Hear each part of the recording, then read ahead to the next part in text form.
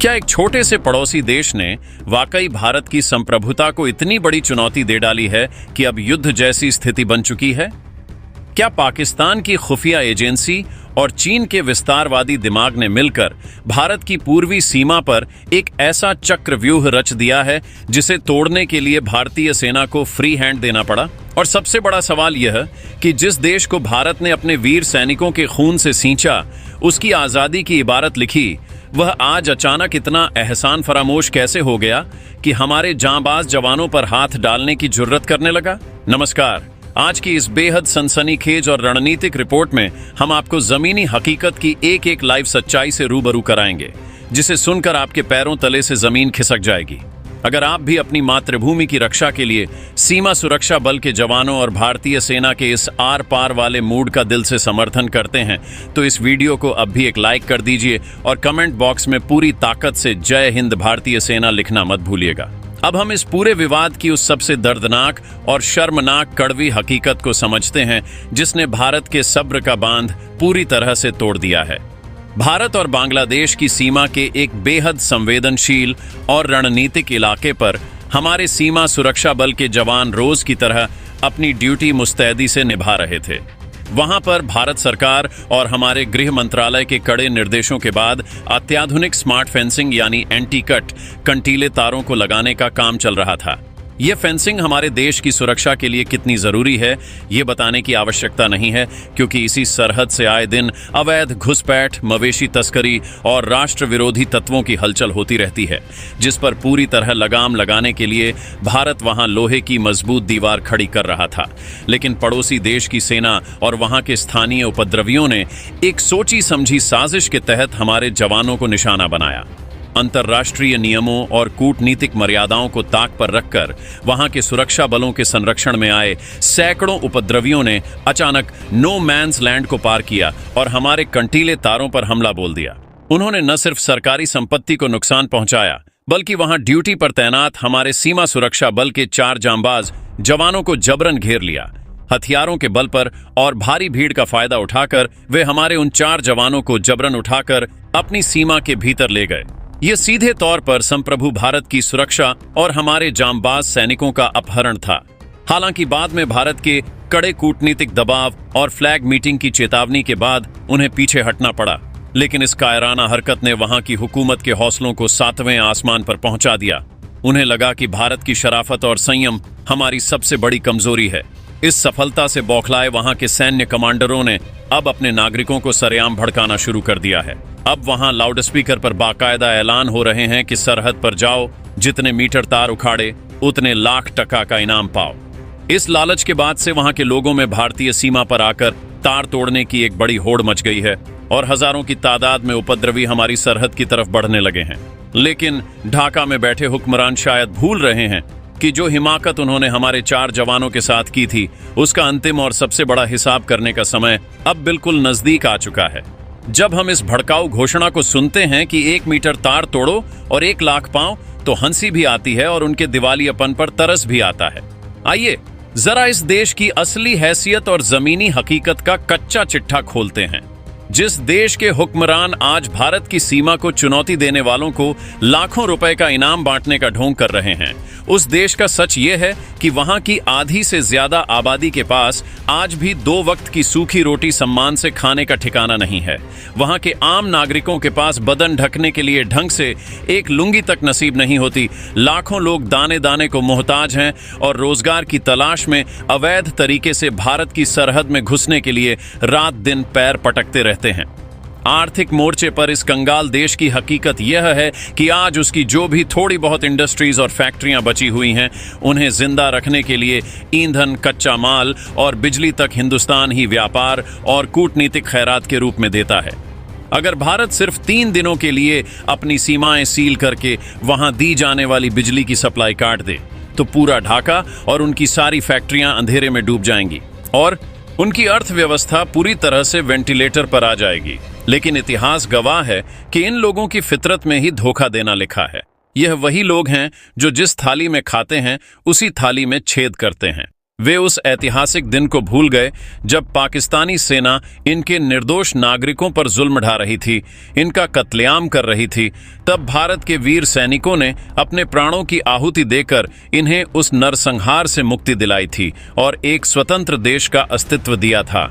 इतना ही नहीं, जब इनके पास अपने देश में इंटरनेट का बुनियादी ढांचा खड़ा करने की तकनीक नहीं थी, तब हिंदुस्तान ने ही अपने संसाधनों का इस्तेमाल करके इन्हें कनेक्टिविटी प्रोवाइड कराई थी। लेकिन आज यह एहसान फरामोश देश चीन के कर्ज और पाकिस्तान की खुफिया एजेंसी के नापाक बहकावे में आकर ताड़ के पेड़ पर चढ़ गया है। इन्हें लग रहा है कि बीजिंग में बैठे इनके आका इन्हें भारत के गुस्से से बचा लेंगे, लेकिन नया भारत अब पुरानी भूलों को सुधारने और अपनी पीठ पीछे धोखा देने वालों को उनकी असली औकात दिखाने के लिए पूरी तरह तैयार हो चुका है। तो दोस्तों, अब सबसे बड़ा सवाल यह उठता है कि अचानक इस पड़ोसी देश की हिम्मत इतनी ज्यादा कैसे बढ़ गई कि वह हमारी सरहद पर आकर ऐसी दुस्साहसिक वारदातों को अंजाम देने लगा है। अगर आप इसके पीछे के जियोपॉलिटिकल चक्रव्यूह को समझेंगे तो आपको साफ साफ दिखाई देगा कि इसके पीछे ढाका का अपना दिमाग नहीं है। इसके पीछे असल हाथ बीजिंग और इस्लामाबाद का है, जो पिछले कुछ समय से वहां की जमीन का इस्तेमाल भारत के खिलाफ करने की नापाक कोशिश कर रहे हैं। खुफिया रिपोर्टों के मुताबिक पाकिस्तान की खुफिया एजेंसी और चीन की कम्युनिस्ट पार्टी पिछले कई महीनों से वहां के भीतर सक्रिय कट्टरपंथी संगठनों और कुछ सैन्य अधिकारियों को भारी फंडिंग और हथियारों की सप्लाई कर रहे हैं। चीन का मकसद बहुत साफ है। वह चाहता है कि भारत अपनी पूरी ताकत और ध्यान लद्दाख और अरुणाचल प्रदेश की वास्तविक नियंत्रण रेखा पर केंद्रित न कर सके। इसलिए वह भारत को पूर्वी मोर्चे पर उलझाकर रखना चाहता है। इसी शह पर आकर उन्होंने हमारी फेंसिंग को निशाना बनाया, लेकिन वे यह भूल गए कि जब बात राष्ट्र की अखंडता पर आती है तो भारत किसी भी मोर्चे पर ढिलाई नहीं बरतता। सीमा पार रची जा रही इसी बड़ी अंतर्राष्ट्रीय साजिश को भांपते हुए नई दिल्ली के साउथ ब्लॉक में बैठे हमारे गृह मंत्री अमित शाह ने बिना एक पल की देरी किए देश का सबसे बड़ा सैन्य पासा फेंक दिया है। इस समय की सबसे बड़ी और एक्सक्लूसिव खबर यह है कि गृह मंत्रालय के सीधे आदेश पर भारतीय सेना और केंद्रीय सुरक्षा बलों के 60,000 से ज्यादा घातक और पूरी तरह से अत्याधुनिक हथियारों से लैस जवानों को पूर्वी सरहद पर तैनात किया जा चुका है। यह कोई सामान्य तैनाती नहीं है। इस टुकड़ी में सेना के उन घातक कमांडो और जवानों को शामिल किया गया है जो किसी भी विषम परिस्थिति में दुश्मन के छक्के छुड़ाने में माहिर हैं। गृह मंत्री अमित शाह ने फ्रंट लाइन पर मोर्चा संभाल रहे भारतीय कमांडरों को जो निर्देश दिए हैं, वे आज के नए भारत की बदलती सैन्य नीति को साफ साफ बयां करते हैं। उन्होंने साफ और कड़े शब्दों में ऑन ड्यूटी अधिकारियों से कहा है कि अब फ्लैग मीटिंग बुलाने या कागजी विरोध दर्ज कराने का समय पूरी तरह खत्म हो चुका है। सरहद पर जो कोई भी जिस भाषा में समझे उसे उसी की भाषा में बहुत बढ़िया से समझाओ। अगर समझाने के बाद भी वे सीधे रास्ते पर नहीं आते हैं तो आगे उनके साथ क्या सलूक करना है यह पूरी तरह सेना खुद ही तय करे। सेना को मिली इस खुली छूट का मतलब आप और पूरी दुनिया बहुत अच्छे से समझती है। जब हमारी सेना को फ्री हैंड मिलता है तो वह सरहद पार बैठे दुश्मनों के बंकरों और उनकी चौकियों का क्या हाल करती है, यह बात किसी से छिपी नहीं है।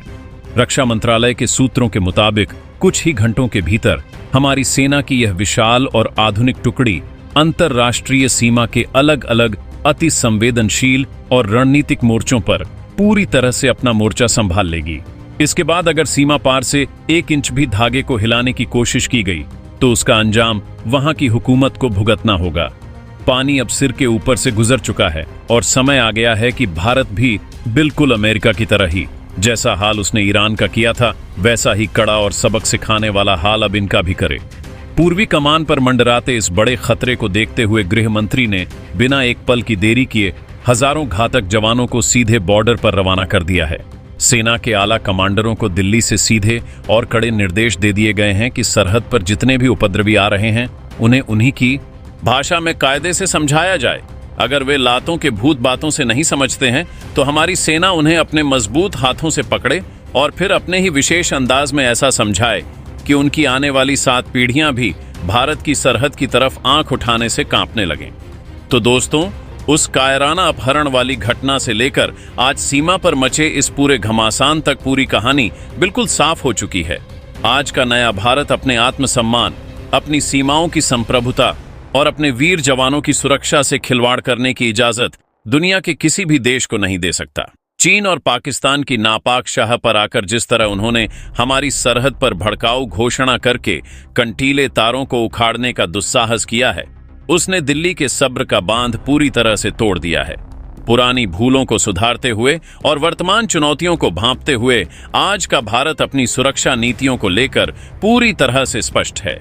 गृह मंत्री द्वारा सीमांत इलाकों में भेजी गई 60,000 जवानों की यह महासेना और उन्हें दी गई पूरी छूट इस बात का जीता जागता सबूत है कि अब भारत केवल कागजी विरोध दर्ज नहीं कराएगा।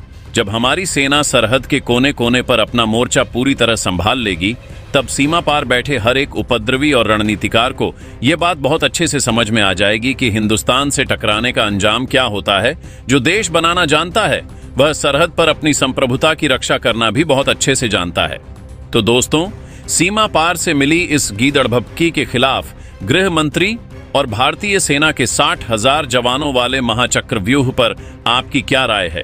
क्या आपको भी लगता है कि अब समय आ गया है कि हमारी सेना सरहद पर इन लोगों को कड़ा सबक सिखाए? अपनी राय नीचे कमेंट बॉक्स में पूरे जोश और देशभक्ति के साथ जरूर साझा करें। अगर आपको हमारी सेना के इस अदम्य साहस और देश की अखंडता से जुड़ी हमारी यह विशेष ग्राउंड रिपोर्ट पसंद आई हो, तो फ्रंट लाइन पर तैनात हमारे जांबाज सुपूतों के सम्मान में इस वीडियो को एक लाइक और शेयर जरूर कर दीजिएगा। देश की सुरक्षा, डिफेंस और अंतर्राष्ट्रीय कूटनीति से जुड़ी ऐसी ही और भी धमाकेदार, कड़क और पूरी तरह से प्रामाणिक अपडेट सबसे पहले देखने के लिए हमारे चैनल को अभी सब्सक्राइब करके बेल आइकन दबाना बिल्कुल मत भूलिएगा। अपना और अपने परिवार का ख्याल रखिए। मिलते हैं आपसे अगले एक और बेहद कड़क और रणनीतिक वीडियो में। तब तक के लिए पूरे जोश के साथ कमेंट बॉक्स में लिखिए और मेरे साथ बुलंद आवाज में कहिए, जय हिंद, जय भारत।